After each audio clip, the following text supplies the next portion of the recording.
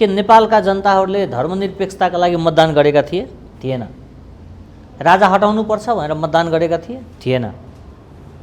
के संहिता चाहिन्छ भनेर मतदान गरेका थिए? थिएन। संहिता भनेको देशका लागि आउनुपर्छ, जातका लागि, समुदायका लागि होइन। हामीसँग सबै कुरो छ, नभएको कुरा भनेको जम्मा दुईटा, एउटा देशभक्त नेता र अर्को इमानदार बुद्धिजीवी। यो देशमा नेपाललाई नेपाल बनाउने क्रममा यदि सबैभन्दा बढी कसैको रगत बगेको छ भने त्यो जनजातिहरूको छ। स्वावलम्बीपनाका विषयहरू, आत्मनिर्भरताका विषयहरू, कृषि क्रान्तिका विषयहरू, नागरिक बीचको मेलका विषयहरू, अनेकतामा एकताका विषयहरू, 4 वर्ण 36 जातको साझा फुलबारीको विषयहरू यति धेरै छन् कि त्यसलाई अध्ययन गर्ने हो भने नेपालको समृद्धिका लागि विश्वको कुनै पनि सिद्धान्त हामीले बोक्नु पर्दैन। विश्वमा अरू मुलुकमा विचार छडेकाहरू जुन नेपालमा पाइलासम्म टेकेको छैन, नेपालको 77 जिल्लामा एउटा जिल्लाको 1 कट्ठा जग्गा जोड्दिएको छैन, त्यस्तालाई पूजा गर्नेहरू यी सच्चा नेपाली होइनन्। जो व्यक्ति आफ्नो मातृभूमिको हुन सक्दैन, आफ्नो माटोको हुन सक्दैन, आफ्नो देशको हुन सक्दैन, यस्ता वैचारिक भरियाहरू जसले देशमा द्वन्द्व निर्माण गर्न खोजिराखेको छ, उनलाई नेपालमा बस्न मन लाग्छ, नेपालको मन्त्री बन्न मन लाग्छ, नेपालको शासन सत्ता चलाउन मन लाग्छ, नेपाली पैसा मनपर्छ, तर यो वातावरण निर्माण गरिदिने राष्ट्र निर्माता मन नपर्नु भनेका उनका वैचारिक दरिद्रता बाहेक अरू केही पनि होइन। पृथ्वीनारायण शाहलाई लिएर किन विभाजन भइरहेछ यो बुझ्न सकेन डाक्टर साहबले। उहाँहरू कुन देशमा यो आन्दोलन गर्दै हुनुहुन्छ? नेपालमा।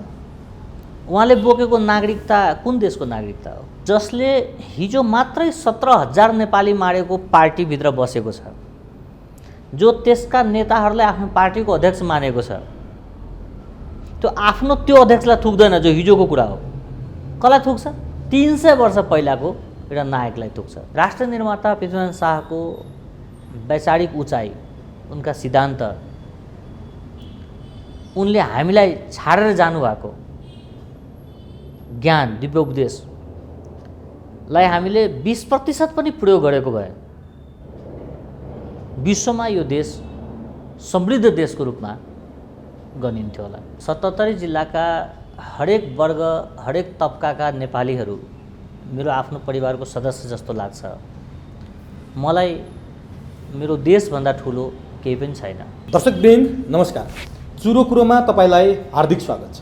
हामी आजको चुरो कुरोमा आज जसरी हामी नेपाल र नेपाली भन्न पाएका छौँ, बडा महाराज पृथ्वीनारायण शाहमा केन्द्रित भएर जसले हामीलाई नेपाल र नेपाली भन्ने यो अवस्था सिर्जना गरिदियो, उहाँप्रति नै समर्पित भएर आजको कार्यक्रम हामी रेकर्ड गर्दैछौँ। आज पृथ्वीनारायण शाहको 300औं जन्म जयन्ती मनाइरहँदा 300 वर्ष अगाडि बडा महाराज पृथ्वीनारायण शाहले जुन परिकल्पना गरेर नेपाल निर्माण गर्नुभयो, त्यही नेपालमा बसेर आज हामी नेपाल र नेपाली भनिरहँदा केही मान्छेहरू पृथ्वीनारायण शाहलाई खलनायक साबित गर्न दत्तचित्त भएर लागेका छन्। बडा महाराज पृथ्वीनारायण शाहले नेपाल एकीकरण गर्नु, विशाल नेपाल बनाउनु, यो नेपालको एउटा नक्सा कोरेर यो सपना साकार गर्नु के गल्ती थियो, के अपराध थियो? किन पृथ्वीनारायण शाहमाथि यसरी खलनायकी चरित्र जबरजस्ती लादिँदैछ? बडा महाराज पृथ्वीनारायण शाहले के गर्नुभएको थियो र आज के भएको छ? आज सत्ता चलाउने, सत्ताको नेतृत्वमा बस्नेहरूले बडा महाराज पृथ्वीनारायण शाहको जन्मदिनलाई राष्ट्रिय एकता दिवस र पृथ्वी जयन्ती भनेर एक दिन बिदा दिन पनि किन कन्जुस्याइ गरिरहेका छन्? पृथ्वीनारायण शाहमाथि यसरी चौतर्फी हमला हुनु, आक्रमण हुनुको पछाडिको कारण के छ? जसरी विभिन्न देशमा आफ्नो देश निर्माण गर्नेहरूलाई एउटा कुनै न कुनै उपमा दिएर श्रद्धा गरिन्छ, तर बडा महाराज पृथ्वीनारायण शाहलाई किन श्रद्धा गरिँदैन? किन नकारात्मक रूपमा चित्रण गरिन्छ? आज अन्तर्राष्ट्रिय स्तरमा समेत बडा महाराज पृथ्वीनारायण शाहको 300 वर्ष अगाडिका दिव्य उपदेशहरूलाई प्रयोग गरेर हाम्रा छिमेकी राष्ट्रहरू समृद्ध भए, सुखी भए र विश्वको नम्बर 1 बन्न पुगे, तर हामी किन तिनै बडा महाराज पृथ्वीनारायण शाहको दिव्य उपदेशलाई अंगीकार गर्न सकिरहेका छैनौँ? आज हामी यो विषयमा बडा महाराज पृथ्वीनारायण शाहको बारेमा चर्चा परिचर्चा मात्रै होइन, उहाँ जब प्रदेश नम्बर 2 को प्रदेश प्रमुख भएर जानुभयो, पृथ्वीनारायण शाहको तस्बिर राखेपछि राष्ट्रिय अन्तर्राष्ट्रिय स्तरमा चर्चामा आउनुभयो। उहाँले पृथ्वीनारायण शाहको एकीकरण अभियानका बारेमा धेरै ठाउँमा धेरै तरिकाले व्याख्या गरिरहनु भएको छ। हामीले एउटा अन्याय गरिरहेका छौँ डाक्टर राजेश ऐराजलाई। उहाँ मधेस मामिलाको जानकार भनेर हामीले परिचय गर्छौँ। उहाँ मधेस मामिलाको जानकार होइन, समग्र राष्ट्रको नारा बोकेर हिँडिरहनु भएको छ। प्रदेश नम्बर 2 का पूर्व प्रदेश प्रमुख तथा पत्रकार डाक्टर राजेश ऐराजसँग हामी बडामहाराज पृथ्वीनारायण शाहको बारेमा चर्चा परिचर्चा गर्नेछौँ र उहाँबाट धेरै कुराहरू जान्ने प्रयास गर्नेछौँ। त्यसका निमित्त चुरो कुरोमा म डाक्टर राजेश ऐराजलाई स्वागत गर्छु। डाक्टर साहब, तपाईँलाई चुरो कुरोमा हार्दिक स्वागत छ। धन्यवाद, नमस्कार। डाक्टर राजेश ऐराजलाई मेरो व्यक्तिगत कुरा है डाक्टर साहब, मैले तपाईँसँग सल्लाह गरेँ होइन। हामीले जहिले पनि मधेस मामिलाका जानकार भनेर परिचय गरायौँ। मधेस मामिलामा तपाईँले विद्यावारिधि गर्नु होला, त्यो छुट्टै कुरो छ।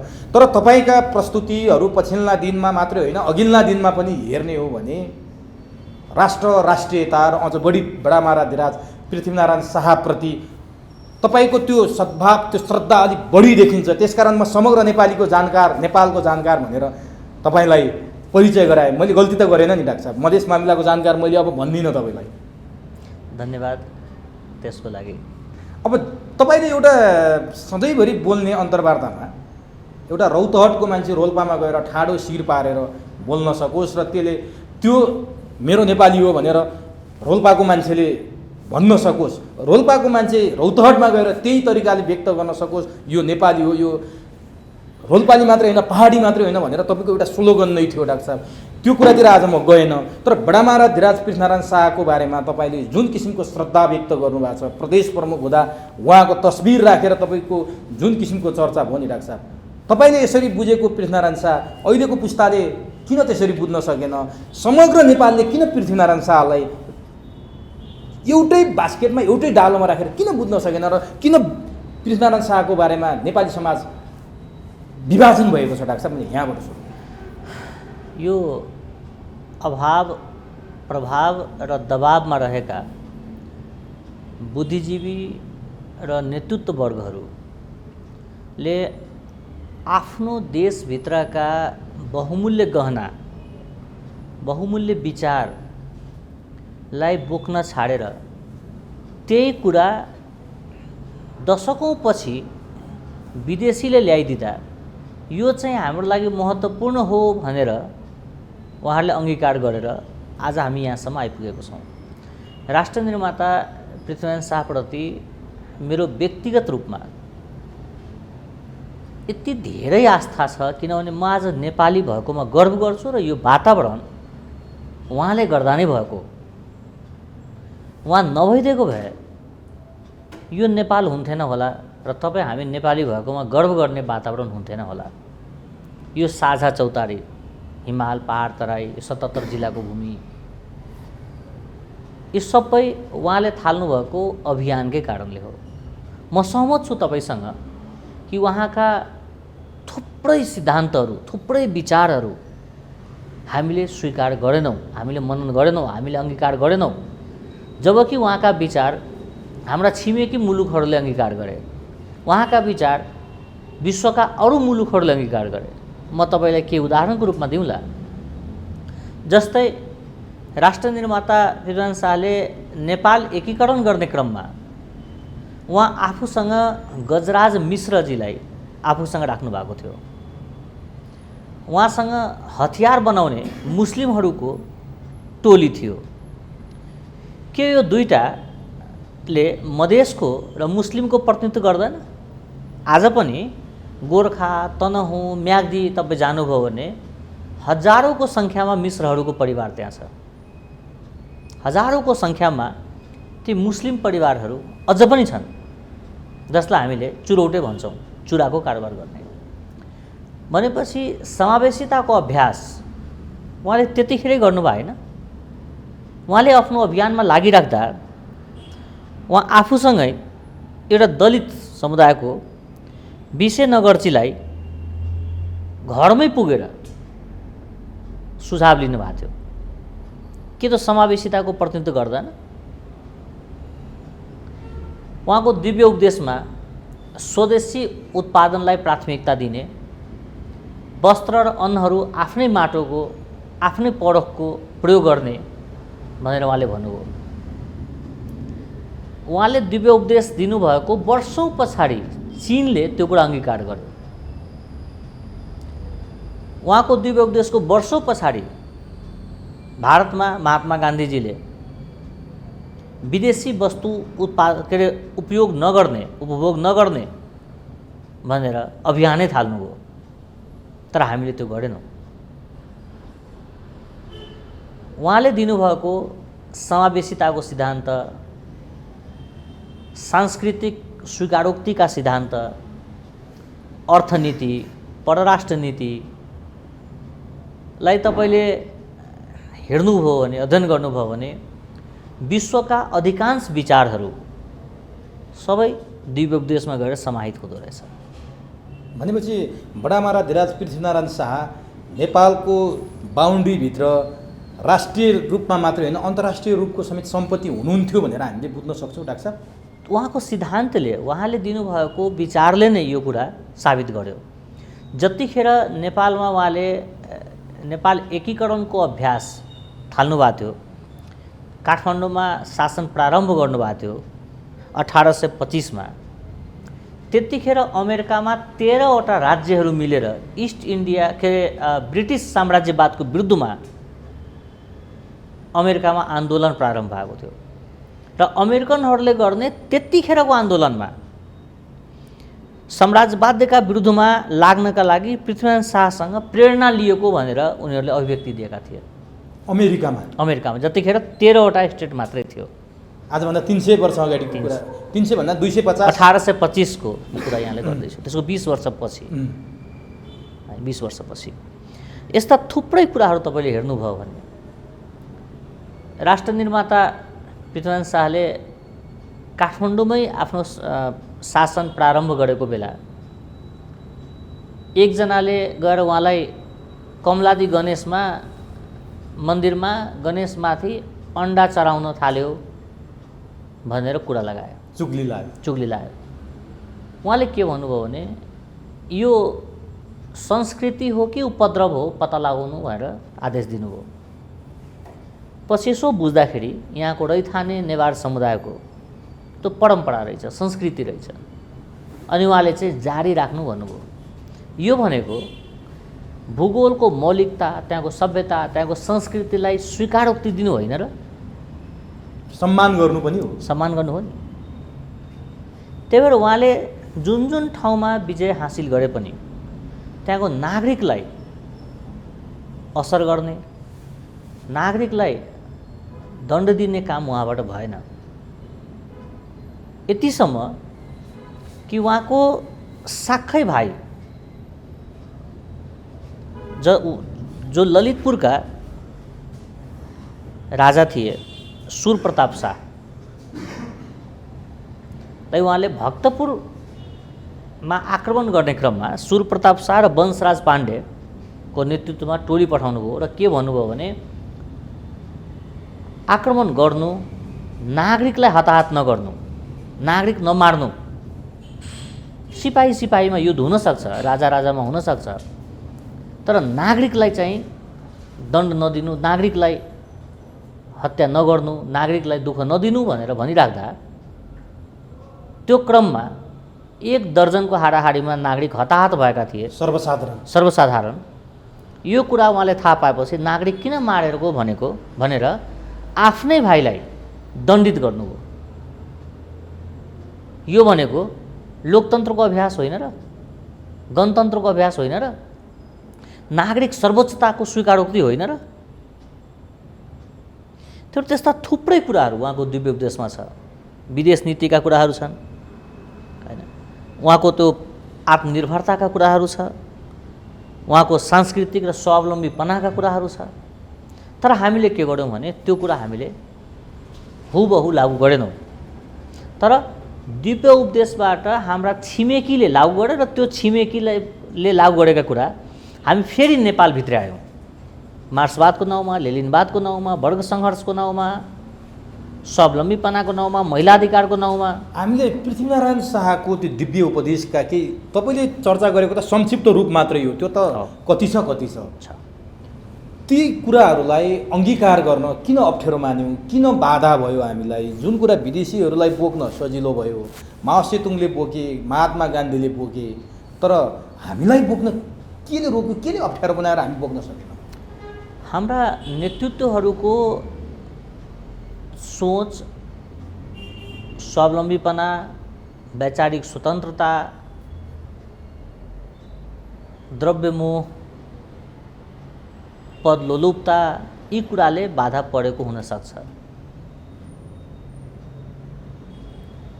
अनि त्यो बोक्दा के हुन्थ्यो? हामीलाई हामी समृद्ध के हुन्थ्यौँ। पाउन्न थियौँ?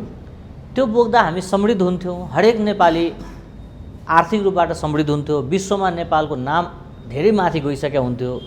त्यो किन हाम्रा नेताहरू त्यो भइदिएको भए नेताको पछि कार्यकर्ता भेटिँदैन थियो होला। त्यो भइदिएको भए 77वटा जिल्लामा 155वटा दल दर्ता गर्ने अवस्था हुन्थेन होला। त्यो भइदिएको भए यत्रो सानो मुलुकमा 300को हाराहारीमा आइएनजिओ, 30,000को हाराहारीमा एनजिओको आवश्यकता हुन्थेन होला।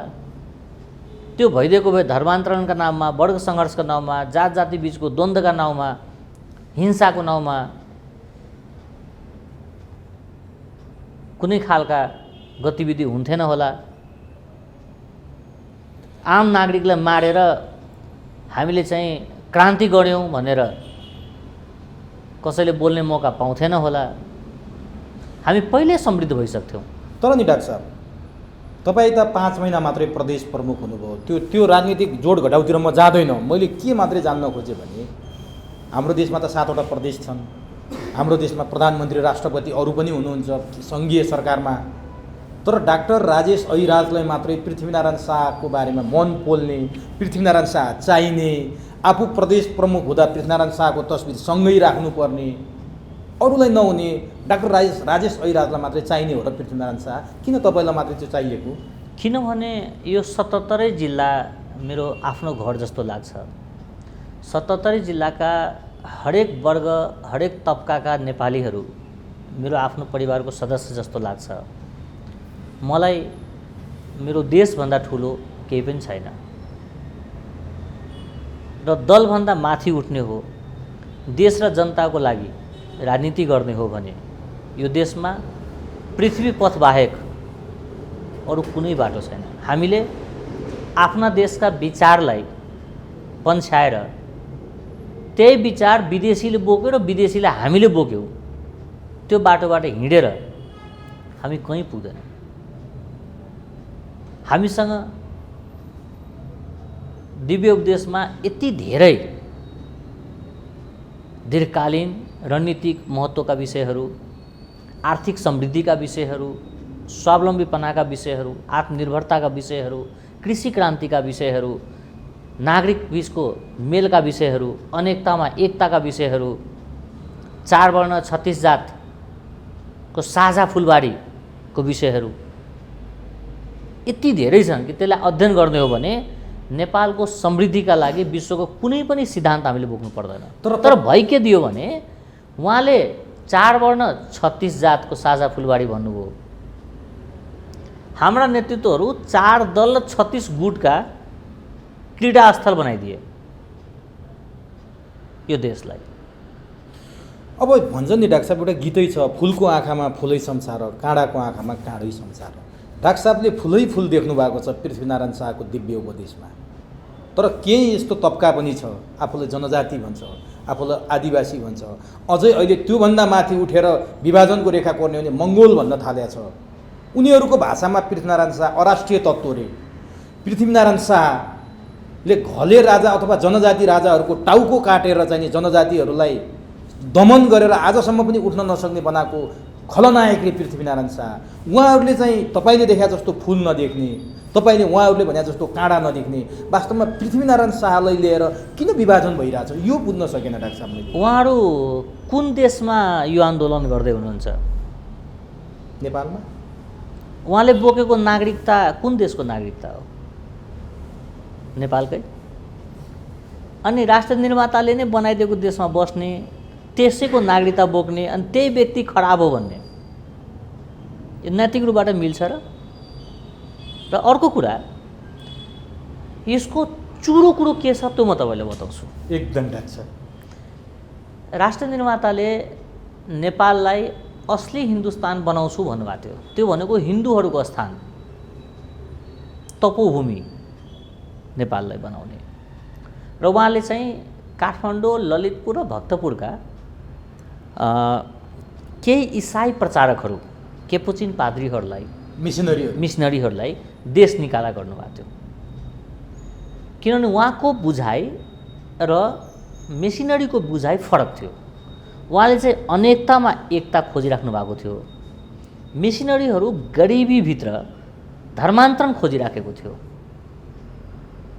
र त्यो मिसनरीलाई यहाँबाट हटाइसकेपछि त्यो जुन देश र जुन मिसनरीका मान्छे थिए, त्यो देशको लगानीमा बाँचेका दल, बाँचेका संस्था, बाँचेका व्यक्ति, जोसँग नागरिकता नेपाली छ, भावनामा नेपालीत्व छैन, ती व्यक्तिहरूले तथ्यलाई बङ्ग्याएर उहाँमाथि आक्रमण गर्छ। हेर्नुहोस्, युद्ध भनेको फुल फालेर हुने होइन। युद्ध, दुईटा देशको बिचमा युद्ध हुँदा त जात खोजेर आक्रमण गरिँदैन। यो उहाँलाई पनि थाहा छ, विरोध गर्नेलाई पनि थाहा छ। कतिपय कुरा त यतिसम्मको अफवाह उहाँहरूले फैलाए। एउटा उदाहरण म तपाईँलाई दिउँ कि आज 2078 साल पुस 25 गते हामीले कुरा गरिराख्दा अहिले पनि हाम्रो नेपाली समाजमा कसैको छोरा बिग्रियो, कसैको छोरी बिग्रियो, बुहारी बिग्रियो भने ए फलानुले त नाक कटाएछ भन्छ। अझ पनि त्यतिखेर कीर्तिपुरमा विजय हासिल गरिसकेपछि एकजना इस्ट इन्डिया कम्पनीका सिपाही पुस्तक लेख्ने क्रममा, त्यो पनि त्यो सिपाही जो चाहिँ सिन्धुलीगढीको आक्रमणमा लज्जास्पद हार बेहोरेका थिए, ती सिपाही रिटायर भइसकेपछि कीर्तिपुरमा पुस्तक लेख्न पुगे। र उनले कीर्तिपुरको वासीसँग कुरा गर्दा त्यहाँको आम नागरिकहरू सोझा साझाले के भने हाम्रो राजाले हामीलाई जोगाउन सकेन, गोर्खालीहरूले कब्जा गर्यो, हाम्रो नाक कट्यो, हाम्रो इज्जत गयो, त्यो सिम्बोलिक रूपमा हाम्रो नाक काटियो भनेर कीर्तिपुरका नागरिकहरूले आफ्नो इज्जत गएको र आफ्नो तत्कालीन शासकले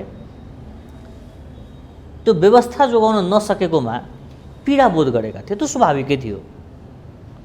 अनि हाम्रो इज्जत गयो, हाम्रो नाक कट्यो भन्ने कुरालाई एउटा विदेशीले नोज कट भनेर लेखिदिए। त्यसका नेपालका द्वन्द्व उद्यमी बुद्धिजीवीहरूले त्यहाँ कति नागरिक थिए र एकजनाको नाक बराबरको औसत तौल कति हुन्छ र यति धार्नी नाक काटियो भनेर प्रचार गरे। त्यसपछि इसाई प्रचारक र इसाईसँग नजिक भएका व्यक्तिहरूले अथवा नेपाली पैसा मन पराउने र नेपाली भाव नबोकेका पात्रहरूले ढुङ्गा ल्याएर थुक्ने, कहिले गाली गर्ने, कहिले अपशब्द प्रयोग गर्ने, कहिले उहाँ चाहिँ विस्तारवादी हो भन्ने विभिन्न खालका आरोप लगाए। यदि उहाँ विस्तारवादी भइदिएको भए यो देशको नाम नेपाल हुन्थेन, गोर्खा हुन्थ्यो। यदि उहाँ विस्तारवादी भइदिएको भए मधेसका विभिन्न मठ मन्दिर, त्यहाँको गुठीहरूको संरक्षण हुन्थेन। काठमाडौँभित्र पनि उहाँले कुमारी पूजा गर्नुभयो, नेवारको छोरीलाई खुट्टा ढोग्नुभयो। यदि उहाँमा त्यस्तो विचार भइदिएको भए नेवारको छोरीको ठाउँमा आफ्नै शाहवंशको एउटा छोरीलाई कुमारी बनाउने प्रयास गर्नुहुन्थ्यो नि, तर गर्नु भएन। जबकि भक्तपुरबाट केही नेवार समुदायका परिवारका मान्छेलाई गोर्खा लगेर गोर्खालीहरूलाई व्यापार गर्न सिकाउने, मधेसतिरका विद्वानलाई लगेर पहाडमा बसोबास गराउने, मुस्लिमहरूलाई अन्तर्घुलन गराउने समावेशिताको अभ्यास त्यतिखेर गरियो। तर आज पनि केही व्यक्तिहरूले उहाँमाथि प्रश्न गरिराख्दा मलाई ती मान्छे किन नेपाली भएर जन्मेको होला भन्ने मलाई चाहिँ क्षुब्धता व्यक्त हुन्छ। जो व्यक्ति आफ्नो मातृभूमिको हुन सक्दैन, आफ्नो माटोको हुन सक्दैन, आफ्नो देशको हुन सक्दैन, यस्ता वैचारिक भरियाहरू जसले देशमा द्वन्द्व निर्माण गर्न खोजिराखेको छ। अब बडामारा धिराज पृथ्वीनारायण शाहको चर्चा परिचर्चा गरिरहँदा नि डाक्टर साहब, सांस्कृतिक पक्षमा र भाषाको पक्षमा उहाँले अलिकति अरू भाषाभाषी र अरू संस्कृतिको बारेमा त कुमारीको कुरा तपाईँले गर्नुभयो, त्यो प्रश्न भइहाल्यो। लिम्बुवान किराँतमा चाहिँ किपट प्रथा चाहिँ पछिसम्म पनि भयो, उनीहरूका संस्कृतिहरूमाथि बडामारा धिराज पृथ्वीनारायण शाहले आक्रमण गरेको देखिएन। भाषामा अलिकति आक्रमण गर्नुभयो र खस भाषालाई जबरजस्ती लाद्नुभयो भनेर आरोप लाउँछन् क्या तिनीहरूले। भाषामा चाहिँ के थियो उहाँको? हेर्नुहोस्, अहिले पनि त हामीले एउटा भाषालाई मानेर हिँडेकै छौँ त। यो भाषा भन्ने कुरा जो शासक हुन्छ, जसले नेतृत्व गर्छ, उनले आफ्नो कुरा त सार्ने हो। जस्तै मिथिला क्षेत्रमा मैथिली भाषा राष्ट्रिय भाषा थिए, कतै भोजपुरी थिए, कतै अवधी थिए। इतिहासको कालखण्डमा यी भाषाहरू अगाडि बढ्ने र लोप हुने क्रमहरू चलिरहेको छ। आज पनि नेपालको संविधानमा कामकाजको भाषा त नेपाली भाषा नै छ नि। यसको मतलब नेपाली भाषीले बाँकी सबैमाथि अतिक्रमण गरेको त भन्न मिल्दैन। र यो कुरा त्यो व्यक्तिले उठाइराखेको छ जो चाहिँ अहिलेको संविधानमा बसेर अहिलेको संविधानलाई मानेर बाँचेको छ। त्यो चाहिँ चिन्ताको विषय हो। त्यसो भए नि डाक्टर साहब, जस्तो 4 जात 36 वर्णको फुलबारी भनेर बडामारा धिराजले त्यति बेला भनेको कुरा आज 4 दल 36 गुट उपगुट भनेर तपाईँले व्याख्या गर्नुभएको छ। त्यो 4 जात 36 वर्णमा बाहुन क्षेत्री बाहेक अरू फुल्नै सकेनन् त्यो फुलबारीमा। आदिवासी जनजाति मङ्गोल भनिएका के हुन्, खै त्यो मङ्गोल छ छैन थाहा छैन, तिनीहरू फुल्नै सकेनन्। यी बाहुन क्षेत्री भनेका त भारतबाट जनै र धोतीसँग आएका, केही निश्चित प्रयोजनका लागि राजाहरूले ल्याएका मान्छे, पृथ्वीनारायण शाहहरूले, शासक सामन्तले ल्याएका। यी बाहुन क्षेत्रीलाई भारतबाट अङ्ग्रेज लखेटे जस्तै लखेट्ने हो। पृथ्वीनारायण शाहलाई राष्ट्रिय तत्त्व भन्ने हो, जहाँ खस क्षेत्री र बाहुनहरू मात्रै फुले भन्ने आरोप लाउनेहरूलाई चाहिँ हामीले के भन्नुपर्ला डाक्टर साहब? जबकि यो जनजाति समुदायका सेना उहाँसँग नभइदिएको भए नेपाल एकीकरणै हुन्थेन। हो, त्यो कसरी मिलाउनु भएको? यो देशमा नेपाललाई नेपाल बनाउने क्रममा यदि सबैभन्दा बढी कसैको रगत बगेको छ भने त्यो जनजातिहरूको छ। गुरुङहरूको बटालियन थियो, राई लिम्बूहरूको थियो, अरू मतवालीहरूको थियो। यो त नेपाली भएकोमा र नेपाल एकीकरण भएकोमा सबभन्दा अग्रपन्थीमा कसैले त्याग गरेको छ, रगत बगाएको छ, ज्यान गुमाएको छ भने त्यो त मतवाली समुदायका मान्छे हो। यो त इतिहासले बताउँछ। तर पक्षीय प्राज्ञिक चिन्तन गर्ने पात्रहरू जो घर खर्चको लागि विदेशी निकायसँग जोडिएका छन्, उनलाई देशको शान्ति, समृद्धि, नेपालीत्व, अनेकतामा एकता जसको चासोको विषय नै छैन, जो चाहिँ द्वन्द्वलाई नै खेतीपातीको रूपमा प्रयोग गरेर घर खर्च चलाइराखेको छ, उनले ती नागरिकलाई एकीकरणका सही कुरा बताउँदैन। जबकि राष्ट्र निर्माताले आफ्नो यो महाअभियानमा गजराज मिश्रहरूलाई जोडे, अर्थात् मधेसीहरूलाई प्रतिनिधित्व गराए, मुस्लिमलाई जोडे, मतवालीहरू उहाँका सेनामा ठुल्ठुलो पदमा थिए, दलितहरू थिए, बिखे नकर्ची लगायतका व्यक्तिहरू थिए। यो त सबै वर्ग जुन नेपालमा आजभोलि देखिन्छ नि, खस जनजाति र मधेसी, उहाँसँग वंशी गुरुङ थियो, उहाँसँग वंशराज आचार्य पाण्डेहरू थिए, श्री हर्ष पन्तजीहरू हुनुहुन्थ्यो। सिम्बोलिक रूपमा त सबै छन् त। अनि यो देश हामी सबैले मिलाएर बनाएको हो भन्ने कुरामा गर्व गर्नुपर्ने ठाउँ। उहाँहरूले आफ्नो अभिव्यक्ति मार्फत इतिहासलाई काला छिटा दिन खोजिराखेका छन्, जो चाहिँ लज्जाको विषय हो। त्यो थुक्नेहरूलाई चाहिँ के भन्नुहुन्छ डाक्टर साहब? जो अब त्यो अज्ञानता हो। हामी चाहिँ श्रद्धा गर्छौँ, 27 गते पृथ्वीनारायण शाहको फोटोमा माल्यार्पण गर्छौँ, पुष्पगुच्छा चढाउँछौँ, तर उहाँहरू त्यसै दिन थुक्नुहुन्छ। हो, त्यो उहाँको अज्ञानता हो। र चिन्ताको विषय त के हो भने जसले हिजो मात्रै 17,000 नेपाली मारेको पार्टीभित्र बसेको छ, जो त्यसका नेताहरूलाई आफ्नो पार्टीको अध्यक्ष मानेको छ त्यो आफ्नो त्यो अध्यक्षलाई थुक्दैन जो हिजोको कुरा हो। कसलाई थुक्छ? 300 वर्ष पहिलाको एउटा नायकलाई थुक्छ, जो 25 वर्ष पहिला व्यक्ति मारेर राजनीतिमा आए। पहिला त उसलाई थुक्नुपर्ने होइन र थुक्ने नै हो भने नाक काटेको मान्छे गलत, 17,000 नेपालीले मारेको मान्छे सही, यो त ती बेमानी देखियो।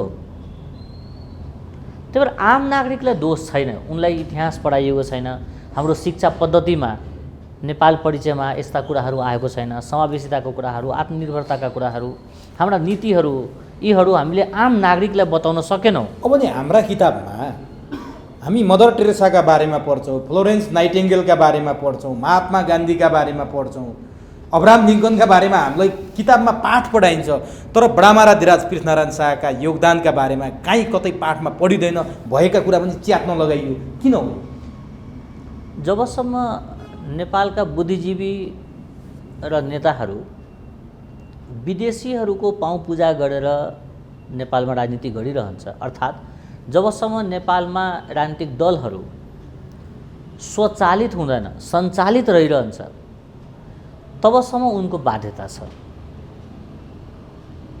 कोही मार्क्सलाई नपुजिकन घर खर्च आउँदैन, कोही लेनिनलाई नपुजिकन आउँदैन, कोही युरोपियन युनियनको ढोकामा ढ्याकढ्याक नगरिकन घर खर्च आउँदैन, कसैलाई अरू देश, कसैलाई अरू देशको कुरा होला। उनको निजी अभावलाई मैले चाहिँ मध्यनजर गर्ने गरेछ र मलाई के लाग्छ भने यो उनको बाध्यता होला। अब नि जस्तो अघि तपाईँले सुरुवातीमा भन्नुभयो, असली हिन्दुस्तान बनाउन बडामारा धिराज पृथ्वीनारायण शाहको चाहना थियो नेपाललाई। उहाँले क्रिस्चियन पादरीहरू, मिसनरीहरू लखेट्नुभयो। क्रिस्चियन धर्म नै लखेट्नु भएको हो कि नेपालका विरुद्ध षड्यन्त्र गर्ने पादरी, मिसनरीहरू लखेट्नु भएको? उहाँको क्रिस्चियन धर्मप्रति के थियो धारणा?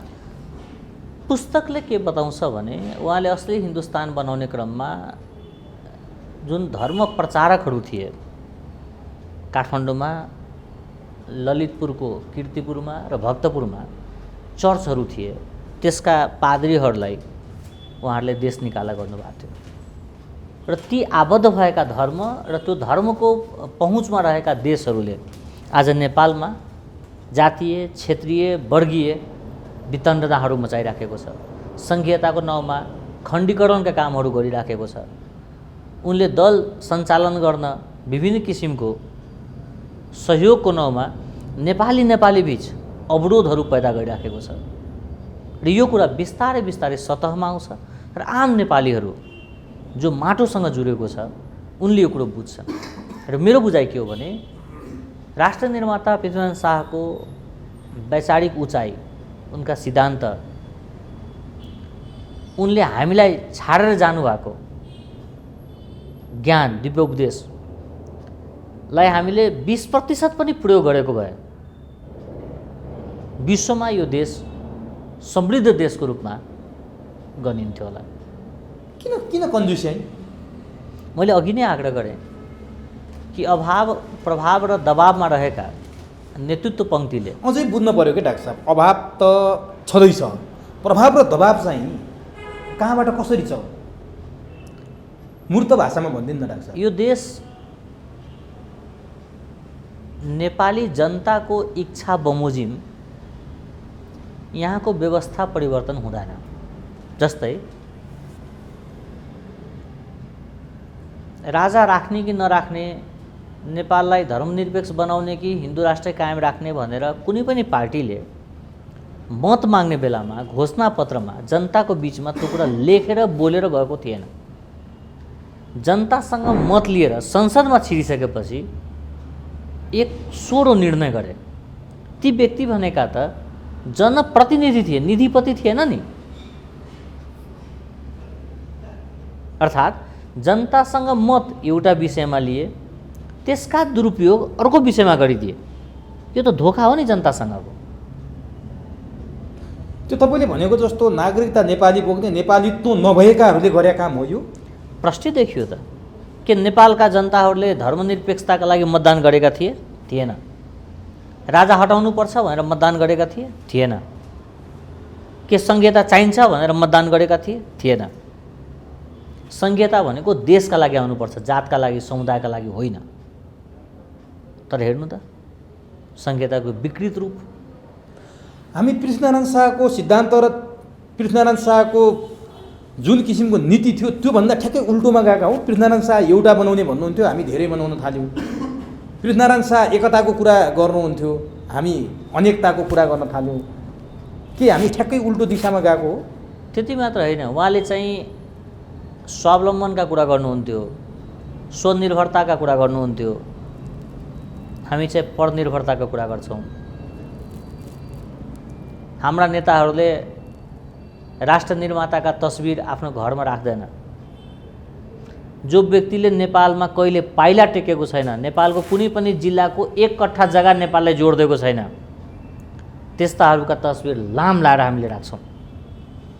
हो, उहाँले राष्ट्र निर्माण गर्ने क्रममा भौगोलिक एकीकरण गर्नुभयो, आत्मीय एकीकरण गर्ने जिम्मा हामीलाई थियो, त्यसपछिका पुस्ताहरूलाई थियो, जहाँ हामी चुक्यौँ। भौगोलिक एकीकरण भइसकेपछि आत्मीय एकीकरण पनि भइदिएको भयो। अर्थात् रोल्पामा खाद्यान्न सङ्कट हुँदा रौथटबाट खाद्यान्न जाने, जनकपुरमा बाढ आउँदा जुम्लाबाट रासन आउने, त्यो नागरिक बीचको आत्मीय एकीकरण त्यहाँ चाहिँ हामी चुकेकै हो। जनकपुरमा बाढीको पीडाले रोल्पाको बासिन्दाको आँखाबाट आँसु आओस्, रोल्पाको बासिन्दालाई पहिराले पुर्दा जनकपुरको बासिन्दाको आँखामा आँसु आओ। त्यो आत्मीय एकीकरण, आत्मीय नागरिकको बीचमा आत्मीय एकीकरणको पक्षमा चाहिँ हामी चुकेकै हो। त्यो चाहिँ बडामारा धिराजमा त्यो भावना थियो। एकीकरणको क्रममा भौगोलिक एकीकरण चाहिँ सकियो, आत्मीय एकीकरणका पक्षहरूमा त्यसपछि गल्ती कमजोरी भयो, त्यसपछि भयो। अनि त्यो दोष चाहिँ पृथ्वीनारायण शाहको थियो र उहाँको फोटोमाथि थोक्ने त्यो मिल्दैन दोष दिन, किनभने उहाँले नेपाललाई यो 4 वर्ण 36 जातको साझा फुलबाडी भन्नुभएको छ, साझा शब्द प्रयोग गर्नुभएको छ, यो सबैको हो भन्नुभएको छ। जस्तो नि उहाँले त्यति बेला भनेको घुस दिने र घुस लिने दुवै दोषी हुन्, जाई कटक नगर्नु, झिकी कटक नछोड्नु, ती कुराहरू नि आज 300 वर्ष अगाडि उहाँले बोलेका कुरा कति दूरदर्शी भनेर हामी बुझ्छौँ। आजका नेताहरूले पृथ्वीनारायण शाहले त्यो 300 वर्ष अगाडि बोलेको कुरालाई व्यवहारमा लागू गरिदिन पा समृद्ध नेपाल र सुखी नेपाली हुन्थ्यो भने हामी भन्छौँ। तर उहाँहरू नारा चाहिँ रटान गरिरहनुहुन्छ, भरिया चाहिँ विदेशीको बन्नुहुन्छ। अब नेपालको भविष्य चाहिँ कहाँ देख्नुहुन्छ त? मलाई लाग्छ नेपालका 79% जनप्रतिनिधिहरू, म वडा सदस्यदेखि लिएर माथिसम्मको कुरा गर्दैछु, 79% जनप्रतिनिधिहरू दिव्य उपदेश एक सरो पनि पढेको छैन होला। नभए हाम्रो देश विश्वलाई नै शिक्षा दिने, विश्वलाई नै सिद्धान्त प्रतिपादन गर्ने देश हो। न्याय नपाए गोर्खा जानु, त्यो भनेको अदालती प्रक्रियाको प्रारम्भ हो नि। राजा जनकको टाइममा विदुषी गार्गी क्याबिनेट मन्त्री थिए, त्यो भनेको महिला अधिकारको प्रतिनिधित्व हो नि। त्यो समयमा जनकपुरमा गुठी थियो, त्यो भनेको ब्याङ्किङको प्रतिनिधित्व हो नि। कुन जमानामा गजराज मिश्रजीहरूलाई राखेर समावेशी टोली बनाएर नेपाल एकीकरणमा हिँड्नु भएको थियो, त्यो समावेशिताको प्रतीक हो नि। मन्दिरका कुराहरू, कुमारी पूजाका कुराहरू, त्यो स्वीकारोक्ति भनेको आत्मीयताको प्रतीक हो नि। तर हामीले त्यो कुरालाई आफूमै लागू गरेनौँ। अब बडामारा धिराज पृथ्वीनारायण शाहको दिव्य उपदेश सबै सरकारी कार्यालयमा राख्नुपर्छ भन्ने अभियान पनि चलाउन खोजिएको थियो। तपाईँले पनि सायद त्यस्ता कुराहरू काहीँ कतै बोल्नु भएको थियो। पृथ्वीनारायण शाहको तस्बिर सबै सरकारी कार्यालयमा राख्न किन कन्जुस्याइ? पृथ्वीनारायण शाहका दिव्य उपदेश सबै सरकारी कार्यालयमा नागरिक बडापत्र जसरी राख्छौँ त्यसरी राखिदिएपछि देशले घाटा हुन्थ्यो र? यो देशले राष्ट्रिय एकता दिवसमा बिदा दिन लाज मान्ने र मोहम्मद डेमा बिदा दिने, क्रिसमस डेमा बिदा दिने अभ्यासको प्रारम्भ भएको देश हो। म पुनः दोहोऱ्याउँछु, नेपालको नागरिकता भएको र नेपालीत्व नभएका व्यक्तिहरूको वर्चस्व नेतृत्व तहमा भएका कारणले हामी आज यस्ता कुराहरूमा छलफल गर्दैछौँ। आज बडामारा धिराजका ती दिव्य उपदेश, दिव्य बाणीहरूको सान्दर्भिकता कति छ आजको दिनमा? जस्तो किसिमको देशको राजनीतिक तरलता छ, भद्रगोल छ, विदेश विदेशी हस्तक्षेप बढेको छ भनेर हामी भनिरहन्छौँ, बोलिरहन्छौँ। सारा कुरा चाहिँ अस्तव्यस्त भएको बेला ती दिव्य उपदेशको सान्दर्भिकता कति छ? आम नेपाली, विश्वभरि छरिएर रहेका, नेपालभित्र पनि रहेका आम नेपालीको भूमि, भावना र भविष्यको संरक्षण गर्ने हो भने दिव्य उपदेश बाहेक अरू कहीँ कतै जानु पर्दैन।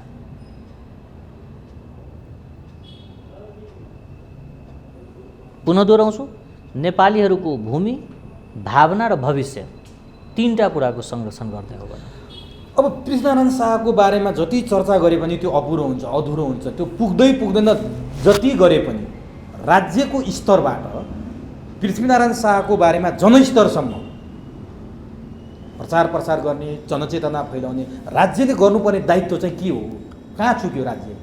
मलाई लाग्छ उहाँको दिव्य उपदेशलाई विभिन्न भाषामा र जनताले अहिलेकोमा बुझ्ने गरी, अहिले बुझ्ने गरेको भाषामा, मैथिलीमा, अवधीमा, हैन, नेवारी भाषामा, भोजपुरीमा लगायतका भाषामा त्यो कुराहरू जनस्तरमा पुर्याउन सक्ने हो भने धेरै खालका समस्याहरू समाधान हुन्थ्यो। किनभने उहाँले अनेकतामा एकताको कुरा गर्नुभएको थियो। यो साझा चौतारी हो, यो नेपाल सबैको साझा भूमि हो भन्नुभएको थियो। समृद्धिका कुराहरू गर्नुभएको थियो, सांस्कृतिक सामिप्यताका कुराहरू गर्नुभएको थियो, अखण्डताका कुराहरू गर्नुभएको थियो। उहाँका धेरै कुराहरू छन् जुन बाहिर सतहमा आएकै छैन। अझ पनि दिव्य उपदेशमाथि पूर्ण प्राज्ञिक छलफलहरू प्रारम्भ भइसकेको छैन। तर मेरो विश्वास चाहिँ के छ भने विश्वमा देखिने अधिकांश विचारहरू जो समृद्धितर्फ लम्किन्छ, जो साझापनातर्फ लम्किन्छ, त्यसका प्रेरणाको स्रोत दिव्य उपदेश नै हो। अब विश्वका तपाईँले केही शक्ति राष्ट्रका नाम लिनुभयो, जस्तो भारतमा पनि पृथ्वीनारायण शाहको सिद्धान्त अङ्गीकार गरियो, चीनमा गरियो, माओ सेतुङले गरे, गान्धीले गरे, अमेरिकामा संयुक्त राज्य अमेरिका बनाउन गरियो भने केही विदेशी राष्ट्रहरू चाहिँ पृथ्वीनारायण शाहको अथवा शाहवंशको अथवा राजाको विरुद्धमा हात धोएर लाग्नुको कारण चाहिँ के हो? त्यो राष्ट्र नै लागेको जस्तो मलाई लाग्दैन। केही मेसिनरीहरू कतै कतै प्रयोग भयो होला र त्यो पनि प्रयोग यस कारणले भयो कि हामी नेपालीले प्रयोग गर्न दियौँ। यो भूमिमा खेल्ने मौका हामीले दिएको हुनुपर्छ, त्यतिकै आएर त खेल्दैन त। यदि तपाईँकै भाषा मैले प्रयोग गर्ने हो भने हात उसका थिए, खुट्टा कसका थिए, टाउको कसका थिए, शरीर कसका थिए। आफ्नो काठको घरलाई जलाएर खरानीको व्यापार गर्ने सोच कसले ल्याइदियो नेपालीहरूलाई? हामीसँग के छैन? प्राकृतिक स्रोत साधन छैन कि? क्षमाशील जनता छैन? गौरवपूर्ण इतिहास छैन कि? मानव सभ्यताको विकाससम्म यहाँबाट भएको छ। बडा क्षेत्र जहाँ गायत्री मन्त्रको प्रारम्भ भएको छ, बडा क्षेत्रबाट। पानीको मूल जरो सगरमाथा हामीसँगै छ त। हामीसँग सबै कुरो छ। नभएको कुरा भनेको जम्मा दुईटा, एउटा देशभक्त नेता र अर्को इमान्दार बुद्धिजीवी जसले सहीलाई सही र गलतलाई गलत भन्न सक्ने औकात राखोस्। त्यस्ता बुद्धिजीवीहरूको अभाव छ। तपाईँकै बारेमा कुरा गर्दा तपाईँ मधेसको समुदायबाट उठेको मान्छे, प्रतिनिधित्व नेपालकै गर्नुहुन्छ। मैले अघि नै भने तपाईँ मधेसको प्रतिनिधित्व मात्रै गर्नुहुन्न, समग्र नेपालको गर्नुहुन्छ। तर बडामारा धिराज पृथ्वीनारायण शाहमाथि केही मुठ्ठीभरका मान्छेले लाउने आरोप हिमाल पहाड मधेसलाई जोड्न सक्ने नीति भएन, खस ब्राह्मण क्षेत्रीहरूको मात्रै राजा बन्नुभयो। यी मैले अघि उल्लेख गरेका हिमाल पहाड मधेसका सम्पूर्ण नागरिकलाई जोड्ने त्यो धागो थिएन भन्छन् नि। जसले नेतृत्व तबकामा बसेर यस्ता कुराको विरोध गर्दैछ नि, मलाई लाग्छ उहाँले इतिहास पढ्नुभएको छैन। नभए उहाँकै वंशजहरूले रगत बगाएको मुलुक हो यो। गुरुङहरूले रगत बगाएको मुलुक हो यो। खसहरूले रगत बगाएको मुलुक हो यो। मधेसीहरूले, मुस्लिमहरूले, दलितहरूले रगत बगाएको मुलुक हो यो। उनकै वंशज, उनकै अग्रजहरूले रगत बगाएर यो देश बनाएको। त्यसो भए पृथ्वीनारायण शाहप्रति हामी सबैको अपनत्व चाहिँ किन हुन सकेन? त्यहाँ छ क्या एक छे प्रश्न हो। त्यो के हो भने हामीले उनका दिव्य उपदेशलाई आफू बुझ्ने र अर्कालाई बुझाउने कुरामा कन्जुस्याइ गऱ्यौँ। हामीलाई दिव्य उपदेशको भाषाभन्दा गैर नेपाली भाषा मन पर्न थाल्यो। हामीले आफ्नो माटोको सुगन्धभन्दा विदेशीको खर्चा, विदेशीको दाना पानी हामीलाई मन पर्न थाल्यो। हामीलाई आफ्नै पूर्वजले दिएका सिद्धान्त, दर्शन, ज्ञानभन्दा, वेदभन्दा हामीलाई विदेशीले पठाइदिएको दस्तावेजहरू मन पर्न थाल्यो। हामीलाई महेन्द्र पथभन्दा पनि मार्क्सवाद मन पर्न थाल्यो। पृथ्वीपथ र पृथ्वीवाद हामीले भुल्यौँ। अझै नि डाक्टर साहब 62-63 को आन्दोलन भयो, त्योभन्दा अगाडि नेपाल हिंसात्मक युद्धमा थियो। त्यो 62-63 को आन्दोलनपछि हामीले के नपायौँ भनेर पृथ्वीनारायण शाहका शालिगहरू घिसार्यौँ, टाउकोमा हम्मर प्रहार गऱ्यौँ, टाउको फोड्यौँ, महेन्द्रका शालिगहरू भत्कायौँ। ती शालिगले के गरेका थिए? त्यो कसको लागि गरेका थियो? कसको नेपाली जनताको खुसी थियो त्यहाँनिर कि अरू कसैको खुसीको लागि गरे? यो दातालाई खुस पार्नका लागि केही विदेशी दलालहरूले काम गरेका थिए। जसले आफ्नो इतिहासलाई सम्मान गर्न सक्दैन, उनलाई उनको पछिका पुस्ताले कसरी सम्मान गर्छ? जो व्यक्तिले पृथ्वीनारायण शाहका शालिग भत्काए, त्यही व्यक्ति विदेशमा जाँदाखेरि त्यो देशका राष्ट्र निर्माताका तल तस्बिर के अरे शालिगको तल फोटो खिचाएर यो देश उहाँले बनाएको भनेर फोटो सेसन गरायो। जसले नेपालका इतिहास, नेपालका भूगोल, नेपालका ती अग्रजहरूलाई अपमानित गरे, उनले आज पनि आफ्नो बैठक कोठामा विदेश बनाइदिएका विदेशी नेताहरूको तस्बिर सजाएर राख्छन्। तर पृथ्वीनारायण शाहको तस्बिर राख्न कन्जुस्याइ गर्छन्। हो, त्यो भनेका उनका वैचारिक दरिद्रता हो। पृथ्वीनारायण शाहको शालिग घिसारे उनलाई नेपालमा बस्न मन लाग्छ, नेपालको मन्त्री बन्न मन लाग्छ, नेपालको शासन सत्ता चलाउन मन लाग्छ, नेपाली पैसा मनपर्छ। तर यो वातावरण निर्माण गरिदिने राष्ट्र निर्माता मन नपर्नु भनेका उनका वैचारिक दरिद्रता बाहेक अरू केही पनि होइन। मलाई दया लाग्छ यस्ता व्यक्तिहरूको बारेमा सम्झिँदाखेरि। अनि पृथ्वीनारायण शाहको शालिग घिसारेर टाउको फोडेर के पाइन्छ? यो अपराध हो। यो अपराध हो र जुन दिन नेपालीत्व भएका नेपालीहरू शासन सत्तामा पुग्छ, यो अपराध गर्नेलाई दण्डित गर्नुपर्छ। अब दण्डका भागीदार हुन्, सम्मानका भागीदार होइन। अब डाक्टर साहब यो भन्न मिल्छ मिल्दैन? अब सुरुवात डाक्टर साहबले गरेको जस्तो पनि लाग्छ मलाई। प्रदेश प्रमुख हुँदा पृथ्वीनारायण शाहको तस्बिर राख्नुभयो। अब यो कुरामा डिस्क्लोज गर्दै कार्यक्रम मार्फत हुन त तपाईँले गरिसके, त्यति बेला गर्नुभएको हुन्छ हुँदैन थाहा छैन, तपाईँ पृथ्वीनारायण शाहको शालिग अनावरण गर्दै हुनुहुन्छ कुनै जिल्लामा गएर। यस्ता कुराहरूको सुरुवात, यस्ता कुराहरूको जनचेतना फैलाउँदाखेरि, यो कुरा जनजनमा पुग्दाखेरि अब हामीमा सकारात्मक भाव उत्पन्न हुन्छ पृथ्वीनारायण शाहप्रति, अथवा के का लागि गर्दै हुनुहुन्छ? सामान्य बुझाइ के हो भने उहाँले नेपाल नबनाइदिएको भए आज हामी नेपाली भएर बस्न सक्दैनथ्यौँ होला। उहाँले भूगोल नजोडिदिएको भए सङ्घीयता कहाँ ल्याएर राख्थ्यौँ, संविधान कहाँ ल्याएर राख्थ्यौँ, यो संविधान कुन ठाउँमा लागू गर्थ्यौँ, यी प्रदेशहरू कहाँ बनाउँथ्यौँ? उहाँले बनाइदिएको नेपालभित्र संविधान लागू गर्ने, प्रदेश लागू गर्ने, प्रदेश प्रमुख भएर बस्ने, अनि जसले यो देश जोडिदिएको छ उनीप्रति सम्मान नराख्ने।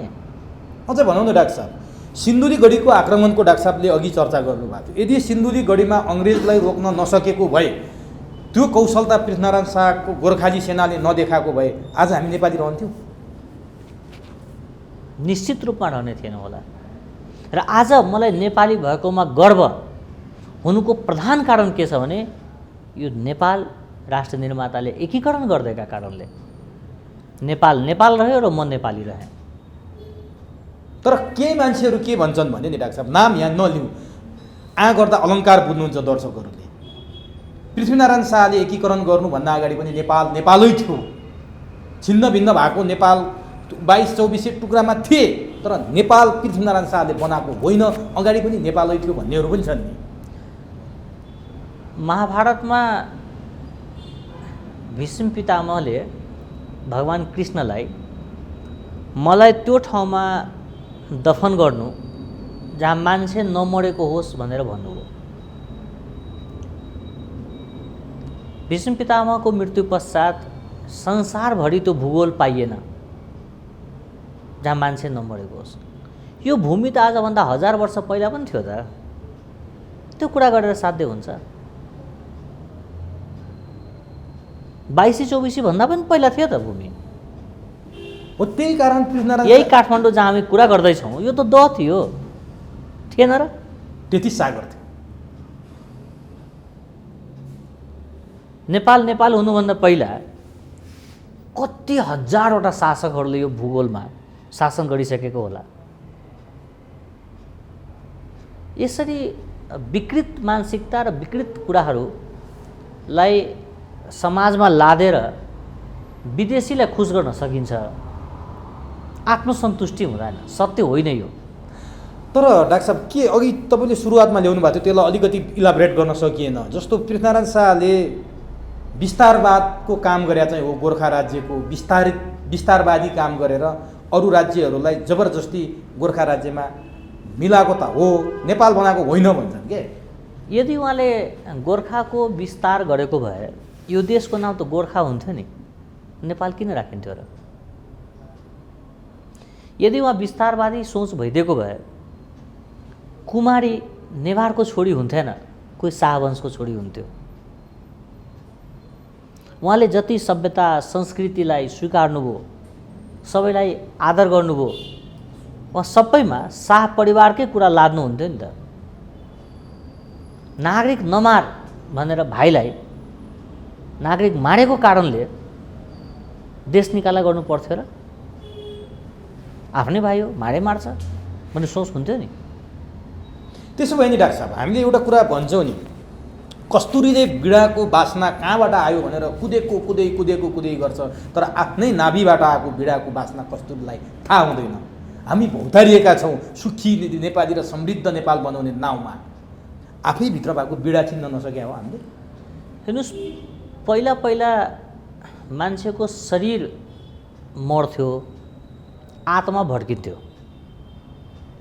अहिले मान्छेका आत्माहरू मरेका छ र शरीर भड्किराखेको छ।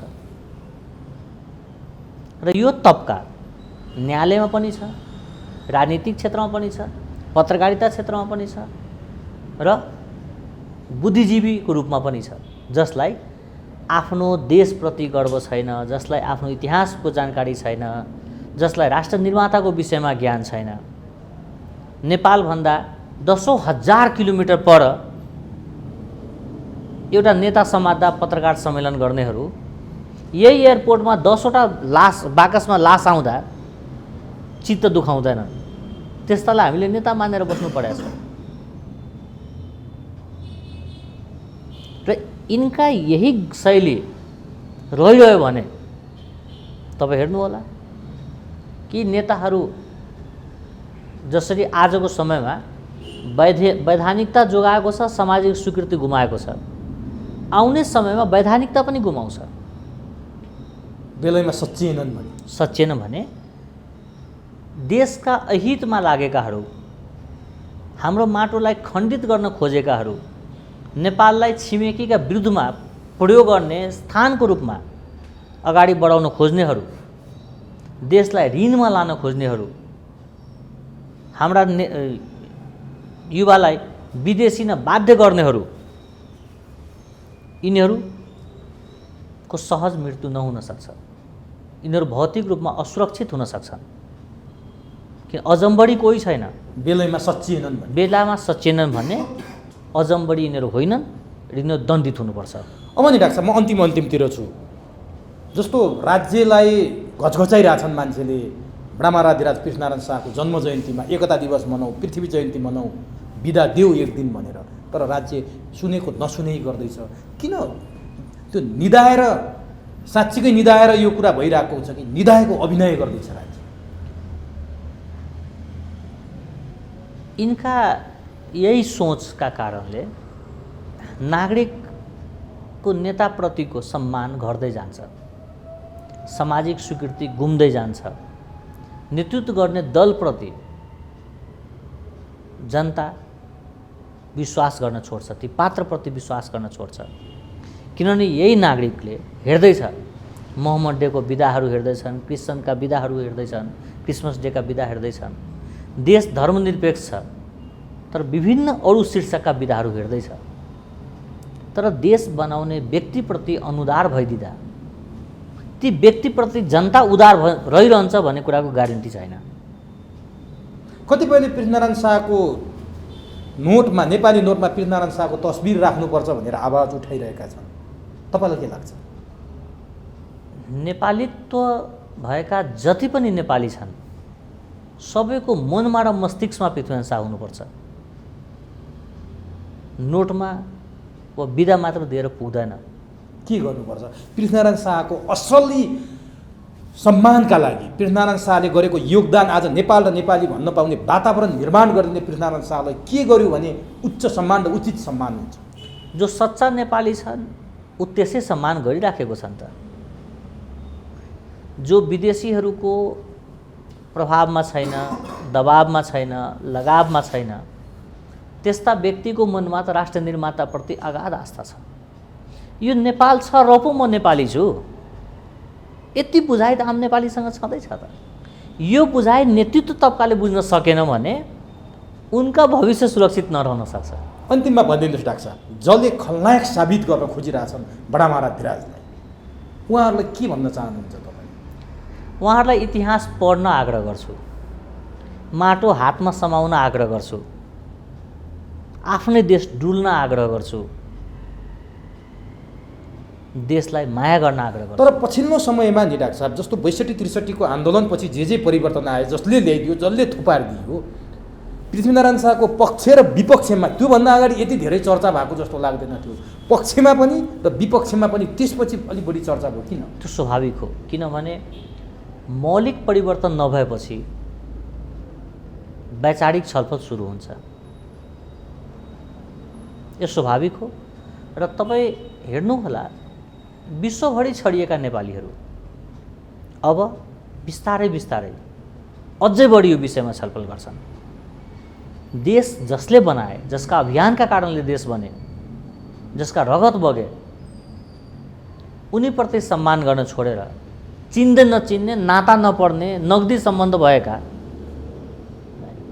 विश्वमा अरू मुलुकमा विचार छडेकाहरू जो नेपालमा पाइलासम्म टेकेको छैन, नेपालको 77 जिल्लामा एउटा जिल्लाको 1 कट्ठा जग्गा जोड्दैको छैन, त्यस्तालाई पूजा गर्नेहरू यी सच्चा नेपाली होइनन्। र जो कागजी रूपमा नेपाली छन् र मन र मस्तिष्कले नेपाली छैन, तिनका पछि लागेका कारणले आज हामी यो दुर्दशा भेट्दैछौँ। त्यही भएर नेपाल नेपालीहरूकै हातमा हुनुपर्छ, नेपालीत्व भएका व्यक्तिहरूको हातमा हुनुपर्छ। इतिहास बङ्ग्याउने, इतिहासप्रति खराब स्वभाव सोच राख्ने र नागरिकलाई भ्रम छर्नेहरू एक दिन पक्कै दण्डित हुन्छ, पक्कै दण्डित हुन्छ। हस् डाक्टर साहब, समय दिनुभयो। बडा महाराज धिराज पृथ्वीनारायण शाहको बारेमा महत्त्वपूर्ण भनाइहरू राखिदिनु भयो। तपाईँ जुन अभियानमा लाग्नु भएको छ, बडा महाराज धिराजको तस्बिर तपाईँ हरेक ठाउँमा, जिल्ला जिल्लामा पुगेर तपाईँले त्यो प्रदान पनि गर्नुभयो, हस्तान्तरण पनि गर्नुभयो। अब बर्दिया जिल्लामा पृथ्वीनारायण शाहको शालिग अनावरण कार्यक्रममा समाहित हुन जाँदै हुनुहुन्छ, अनावरण गर्दै हुनुहुन्छ। डाक्टर साहबको यो यात्रा सफल रहोस्। डाक्टर साहबले बोकेको विचार देशभर फैलियोस् र सबै नेपाल र नेपालीत्व भएकाहरूको हातमा नेपाल पुगोस्। यो अभियानमा हाम्रो पनि उत्तिकै साथ छ। समय र संवादका लागि डाक्टर साहबलाई हार्दिक धन्यवाद। धन्यवाद।